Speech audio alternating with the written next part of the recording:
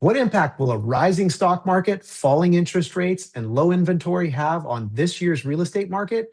We're going to talk about that and more in the winter market update and forecast. I'm Brett Jennings with Real Estate Experts, and as we enter 2026, Silicon Valley is experiencing an unusual mix of low inventory, falling interest rates, and record-breaking stock market gains.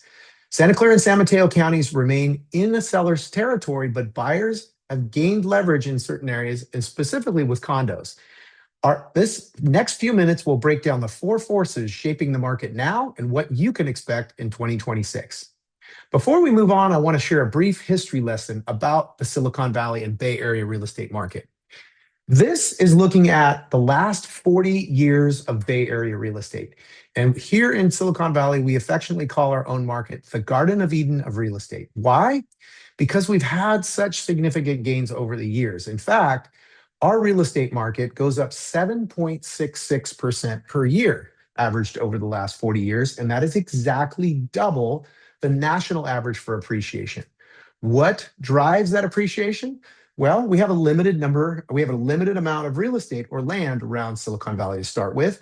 And second to that, we have the highest concentration of financial capital and intellectual capital in the world. Stanford University attracts the brightest and best, and those people go to work for the tech companies. And we also have the highest concentration of any single place of billionaires here in Silicon Valley. But as we look at the last 40 years of Bay Area real estate, here's a thing to take note. We have had five major corrections in the last 5 years. The first one starting in 1991, which was a recession. In 2001, we had the great dot-com crash. Our stock market and the NASDAQ dropped 70%. Bay Area real estate only went down 10%. Then we had the Great Recession, where prices came down 27%. And in 2018, we started raising interest rates and prices dipped about 8%. And as we know, after COVID and inflation reared its head, we had a final time where interest rates went from 3 to 7%, and we had a little correction there. The good news is, through the worst of times, on the 10-year time horizon, we still have doubled prices all through those durations. The other thing to notice is our real estate market is much less volatile than our stock market. In the dot-com crash, for example, where the NASDAQ went down 70%, Bay Area real estate prices only went down 10%, and they were back a year later. Even in the big crash of 2008, when the stock market went down 60 to 80%, Bay Area real estate went down only 27%, and in more desirable areas, those prices went down just a little bit over 10. Now, when we look at the real estate market, the way to really think about this is there are four main drivers of the real estate market. In essence, just like any other market, it's supply and demand driven. Yet with real estate, it's also tempered by interest rates in the stock market. Stock market's kind of like the gas. Interest rates, if they're high, is like the brakes.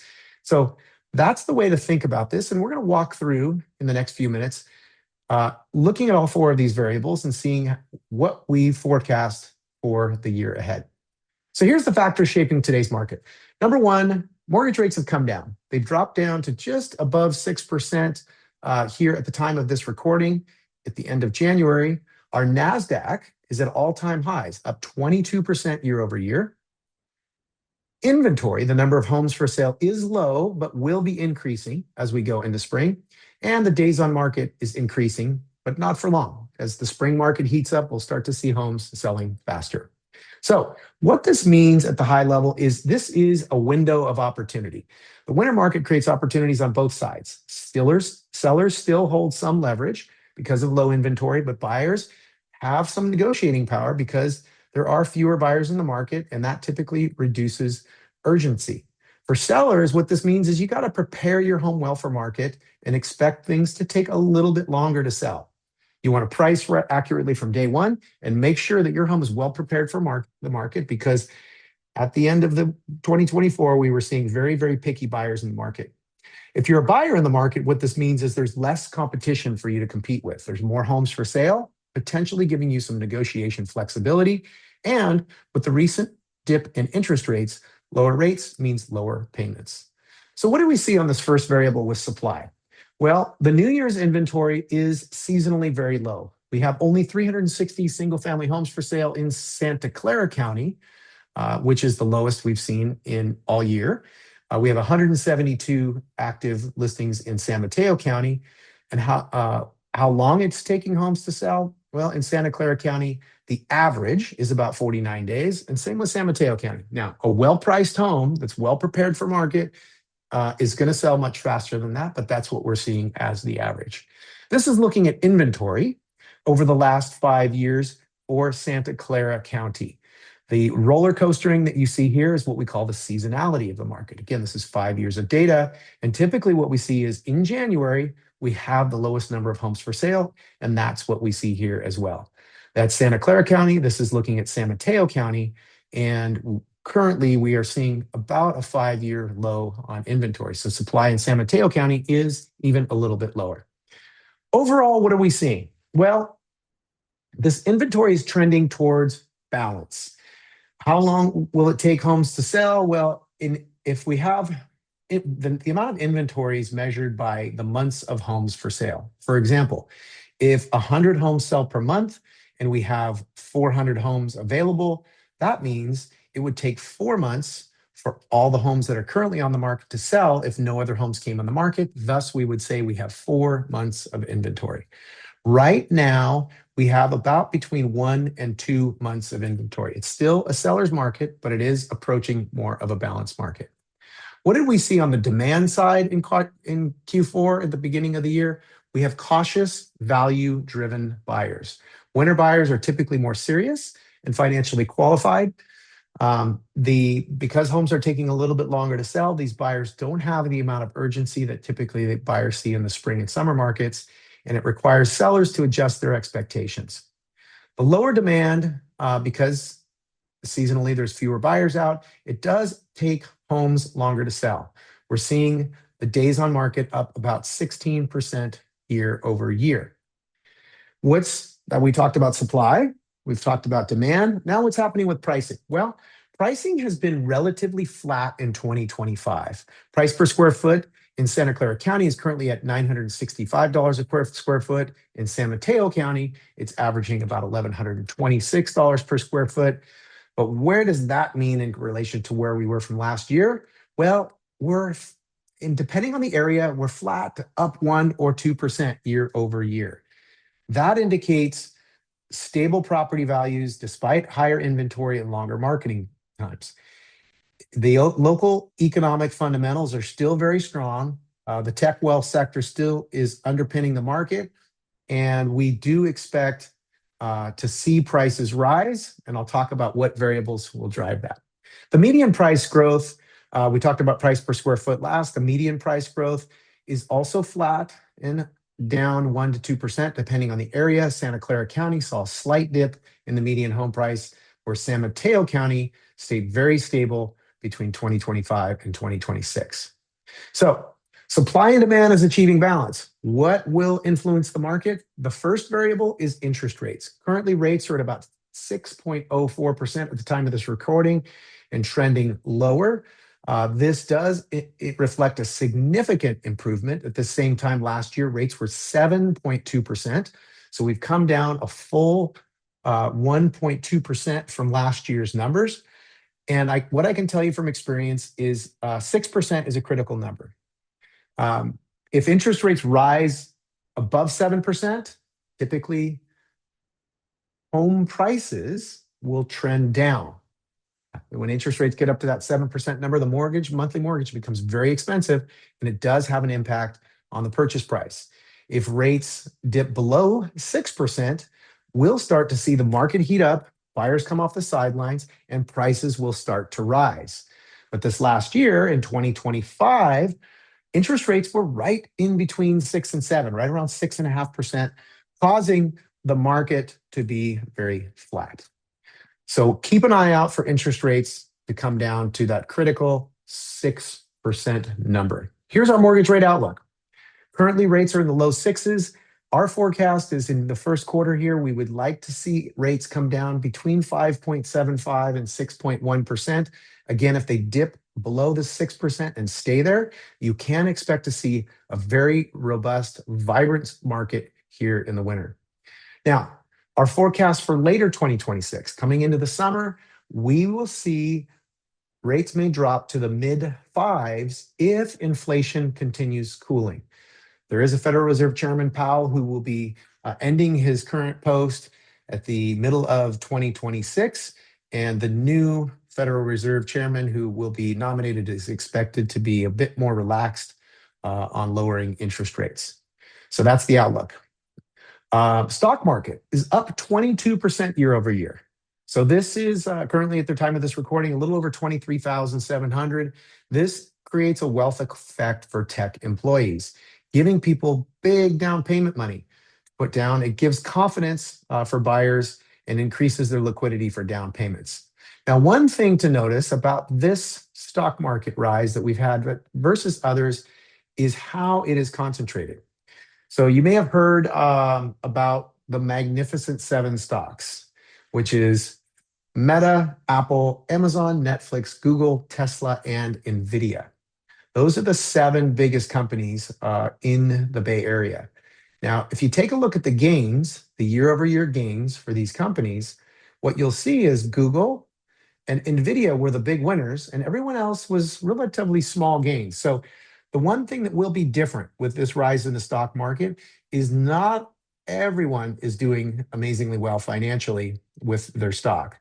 So we will see, and that what we have seen is that a certain segment of buyers, specifically those around AI and companies really benefiting from AI, are the buyers that are cash flush and pushing prices more in the $2.5 to $4 million price range. That one segment is really performing well because of people who are buying homes from these companies. So this equity is driving up luxury demand with the NASDAQ near record highs. This will continue to drive the market in 2026. So what's our forecast? We break it down by probability. We have 3 scenarios here. Our likely case, we're saying, is a 65% probability, is that stable prices will remain relatively stable throughout the winter months, either even up to about 2% rise in price, but not a major demand surge. That's assuming that stock market still does well and that we see interest rates right around the 6% number. The best case, which we weighted at 25% probability, is that interest rates dip below the 6%, and that between now and March, we see rates go down to 5.75 or maybe even 5.5.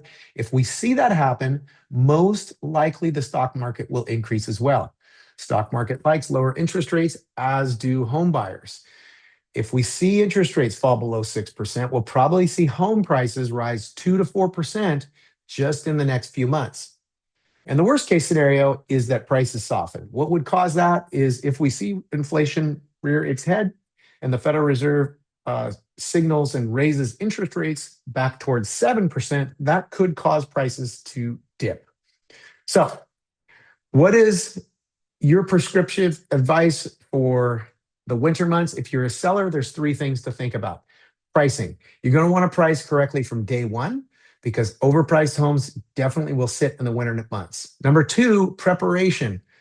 Take the time to put a little bit of effort into strategic updates to make your home stand out. The winter buyers are slower moving and they're very picky. So having a home that's well prepared for market and priced well are key. And the last thing is presentation. Taking the time to stage your home, have professional photography and a really strong online presence is essential.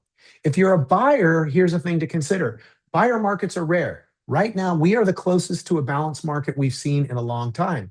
This last year in 2025, we saw inventory hit a 5-year high, and that really created more of a balanced market. And buyer markets, honestly, are rare. We've only seen 4 of them in the last 40 years. In the 1980s, between 2008 and 2012, and briefly in 2022 after COVID when they raised interest rates. So the balanced market is here right now. And so if you are a buyer, this is the time to get in. Don't wait till rates come down below 6% because you're going to be competing with a lot of other buyers. Here are some early signs of a buyer wave. We are seeing rates come down, but the second thing that you'll see on this here is that mortgage applications buyers applying for a mortgage is a leading indicator to buyers purchasing homes. And so what we're seeing right now is mortgage application is picking up and has been trending up. That typically gives us about a 30 to 60 day forward look in the market. So what we know is the demand for homes is going to increase based on the mortgage applications that are already on the rise. So if you're thinking of buying, don't wait. If interest rates come down to 6% and we resume our normal 7% appreciation for this market, the cost of waiting is significant. If you wait 3 months for an average priced home priced at $1.6 million and you sit on the sidelines, you will lose about $32,000 in equity. If you wait 6 months, it could cost you $66,000. Waiting 9 months is close to $100,000.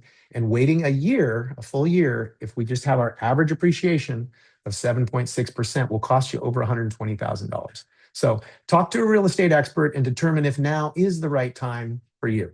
So things to watch as we go forward, 3 things. Number 1, watch for mortgage rates. The 6% is a critical number. If rates go to 7, if they go up, prices will go down. If rates go below 6, prices will go up. And if we see rates stay between 6 and 7, prices will be relatively flat. Inventory or supply is another thing to watch. Keep an eye on how fast homes come to the market. We do expect a good real estate market here this winter and spring. And ultimately, that will be influenced by the NASDAQ. So if you see the NASDAQ and you keep hearing on the news that the NASDAQ's hitting new highs, well, guess what? Buyers have more money for down payments in their pockets, and that will positively impact the real estate market. So what does this all mean for you? Well, it depends on your situation. So let's build your game plan. If you're thinking about buying or selling, reach out to us for a no obligation consultation. Get back to the person who shared this video with you. And until we talk again, this is Brett Jennings saying we'll be right here ready to help you create a better life through real estate. Have a good one. Take care.